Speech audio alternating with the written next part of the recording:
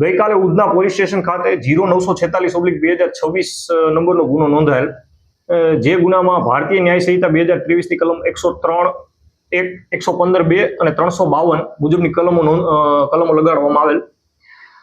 સદર ગુનાના કામે ફરિયાદી જે છે તે હર્ષદભાઈ મણીલાલ શાહ છે અને આરોપી એ તેમનો દીકરો છે જેનું નામ મેહુલ છે.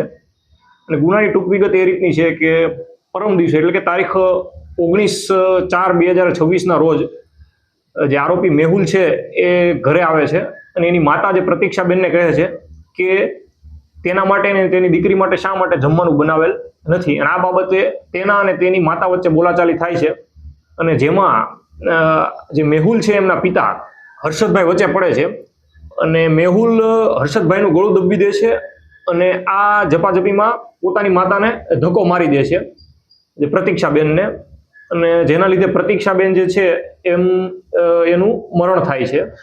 સદર ગુનાના કામે આરોપીને અટક કરવામાં આવેલ છે અને આ ગુનાની તપાસ G.K. Gadhvi police inspector Udhna police station કરી રહ્યા છે. સદર ગુનાનો જે આરોપી જે છે મેહુલ શાહ એ ડ્રાઇવિંગનો ધંધો કરતો હતો અને છેલ્લા એક મહિનાથી પોતાના ઘરે બેસેલ હતો.